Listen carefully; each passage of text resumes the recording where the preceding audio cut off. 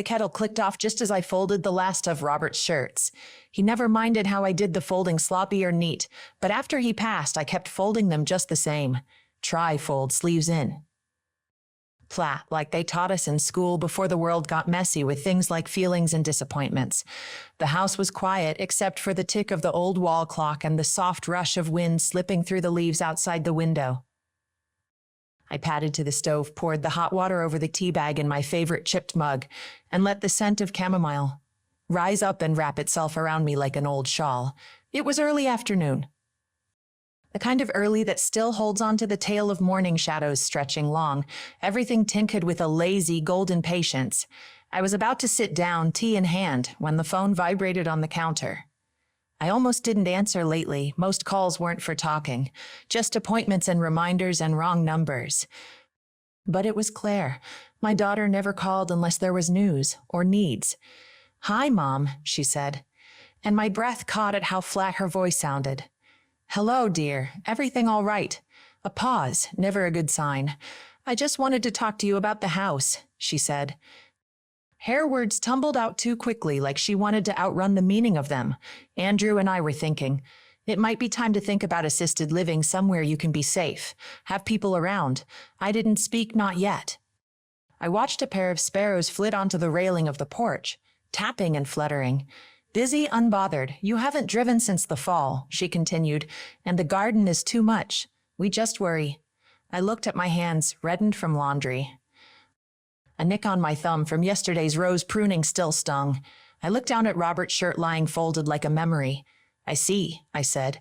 "We're not trying to take anything from you. It's just maybe it would be nice to not have to do everything alone." Alone, the word echoed. Not new, but heavier this time. Heavier when it came from your own daughter, whose lullabies you hummed, whose scraped knees you kissed, whose sleep you stood watch over when the world felt too sharp. "Thank you for telling me," I said finally. Claire exhaled, relieved, like a difficult task was done. "We'll come by Sunday to talk more," she said, of course. The line went dead. I held the phone to my ear until the silence became unbearable. Then laid it down. The tea had cooled. I drank it anyway. Later, I walked out to the garden. The soil still remembered my hands. The tulips had come up late this year, and the tomatoes were spindly from the cold snap in April, but they were mine. Every inch of this garden bore my imprint, my persistence, my love. I knelt, and the earth gave way. Not like people, not like time. I pulled weeds with practiced grace, the muscles in my forearms rippling with quiet labor. The kind that gets things done, the kind no one notices until it stops. Claire had meant well, I told myself. She always did. But this was not the first small cutting away, not the first moment she suggested I shrink. First, it was Christmas at their house. Then, fewer calls, then, using her own key instead of knocking, suggesting I get rid of the old furniture, that maybe I didn't need quite so many books. Each time, I nodded. Each time I let something go. It had been easier that way to smile, to say thank you, to pretend I hadn't noticed the growing silence around my name. But today felt different. Maybe it was the way she said the house, like it wasn't mine. Maybe it was how she didn't ask, just assumed. I stood and brushed dirt from my knees. The sun had dropped lower, and the air smelled of sage and coming dusk. I went inside, took out the notebook. I kept in the top drawer, the one with the heavy cover and clean pages. I wrote. I remember how they made me feel small in my own home. Then they forgot who planted the trees, who scrubbed the floors, who held their tears when no one else did. The pen moved steadily, no flourish, no anger, just a quiet recording of truth. By the time the sun had set and the porch light buzzed on, I had 4 pages filled. I would not show them. Not yet, maybe not ever, but I would not be quiet again. Not about this, not about me, not anymore. The next morning came soft and slow, as if the light itself was hesitant to disturb me. I woke before the sun, as I always did, before the street stirred, before the crows announced themselves from the pine tree across the lane. The house was dim and still, but not empty. The silence had changed. It wasn't passive anymore. It carried something, like a low hum just under the floorboards. Something waiting. I made my tea without thinking, boil, steep, wait. I didn't sweeten it today. There was nothing wrong with bitterness. In the garden, the dew clung to the edges of the spinach leaves and the dirt was cool under my nails. I pulled on my gloves, though I didn't really need them. Habit, maybe? Or armor? I found myself whispering aloud as I pruned back the lavender.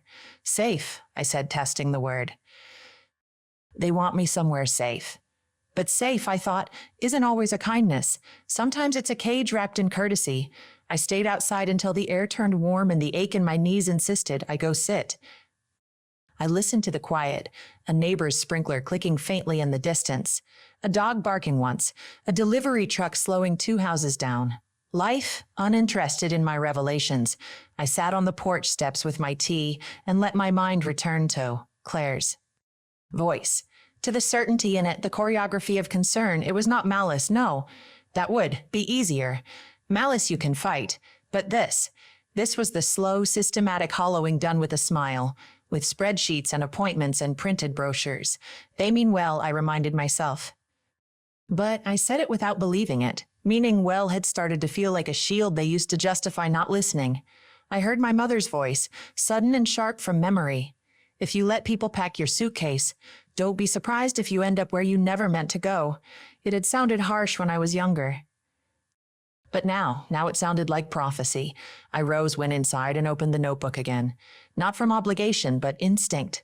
The words came easier today. It starts with small thefts, a key taken, a decision made without you, a name spoken past tense while you're still in the room. Then, they do not mean to erase you, but that does not mean they aren't holding the eraser. I didn't cry. I hadn't cried since the first winter after Robert died, when Ed found his gloves still tucked in his coat pocket. I remembered the way my knees gave out in the hall, how the sob had clawed its way up and out of me, uninvited and wild. It hadn't come again since. Not even now. I was learning that grief has many siblings. Some wear the same clothes, some speak with similar voices. But betrayal, the slow kind, the kind that disguises itself as care, that one sits quieter, that one waits until you're folding shirts and boiling tea. The mail came late, as usual.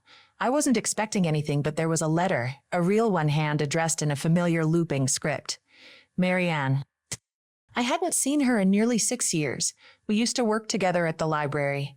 Even after we retired, we met once a month at the cafe off Maple, until her husband fell ill. Until distance started doing what it always does. I opened the envelope slowly, savoring the sound of paper giving way. She wrote of small things. Her cat had died. Her nephew was getting married. She'd finally cleaned out the attic and found a photo of us, 1986, summer book fair, both of us laughing with our eyes closed. At the bottom, she wrote, "Do you remember how much noise we used to make even when we were being quiet? I missed that version of us." I held the paper in both hands. She didn't know what had happened here, but somehow she knew exactly what to say. That afternoon, I took out the good dishes, the ones Claire always said were too much fuss. I made a pot of lentil soup. I even lit a candle, not for ceremony, but for defiance. Quiet, dignified defiance. I ate slowly with presence. With gratitude for the version of me who still insisted on beauty, even in solitude.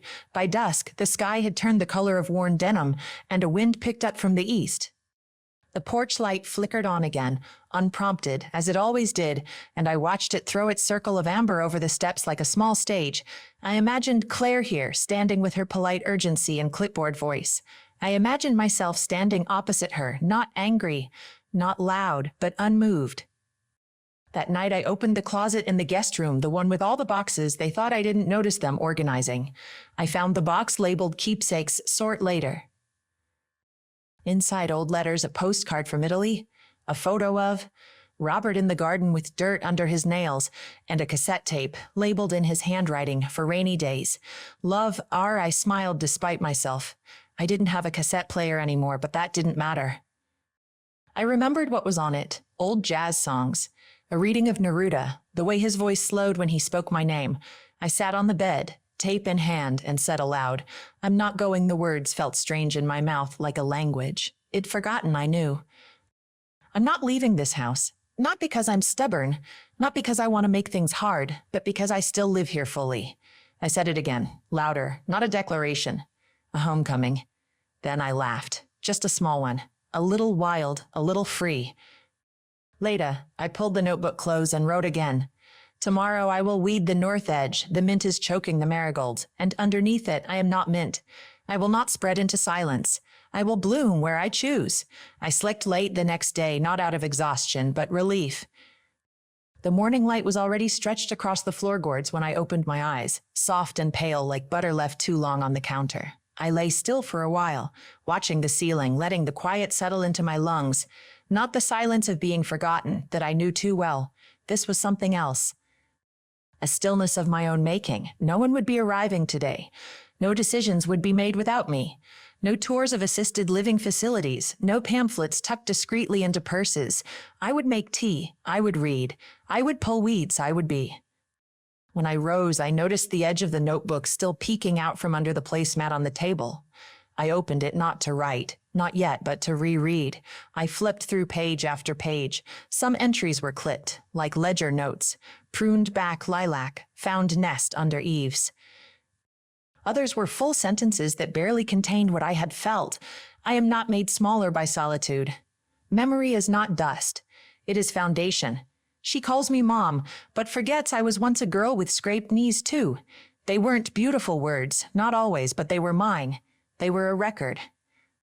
Proof I had been here, that I still was. After breakfast, I pulled down the old wooden box from the hall closet, the one with my name etched faintly in the lid, a gift from Robert in the first years of our marriage. Inside were letters, most unopened in decades.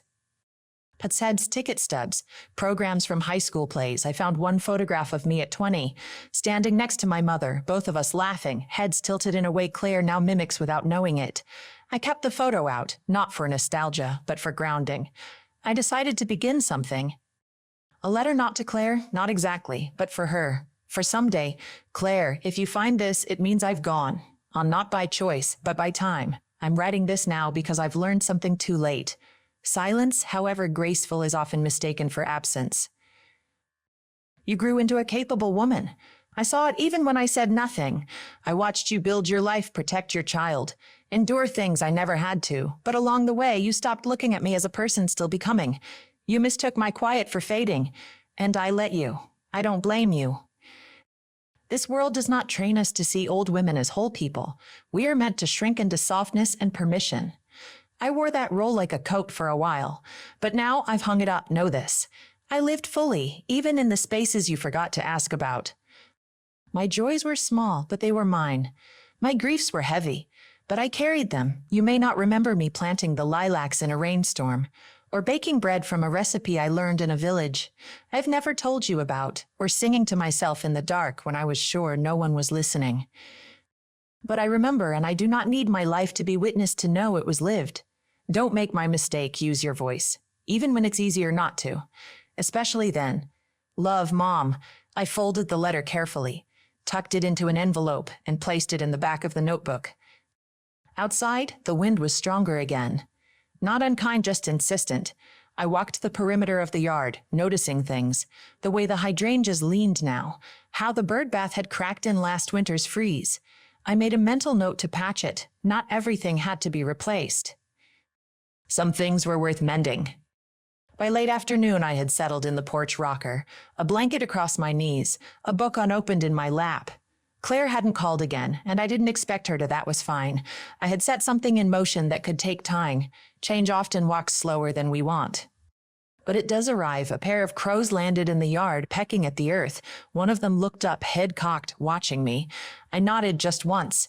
Yes, I'm still here. The garden would need work tomorrow. The tomatoes were trying to climb out of their cages again. And the mint, always the mint, would need another stern talking. Too, but not tonight. Tonight, I sat still in the home I had built with my hands, with my breath, with every version of myself I had ever been. I was not waiting, not retreating. I was listening to the wind, to the creak of the old porch, to my own heartbeat, slow and steady as roots under soil. And in that listening, I found it again, the thing they all thought I had lost, myself. By late afternoon, I had settled in the porch rocker, a blanket across my knees, a book unopened in my lap. Claire hadn't called again, and I didn't expect her to. That was fine. I had set something in motion that could take time. Change often walks slower than we want. But it does arrive. A pair of crows landed in the yard, pecking at the earth. One of them looked up, head cocked, watching me. I nodded just once. Yes, I'm still here. The garden would need work tomorrow. The tomatoes were trying to climb out of their cages again. And the mint, always the mint, would need another stern talking. Too, but not tonight. Tonight I sat still in the home I had built with my hands, with my breath, with every version of myself I had ever been. I was not waiting, not retreating. I was listening to the wind, to the creak of the old porch, to my own heartbeat, slow and steady as roots under soil. And in that listening, I found it again. The thing they all thought I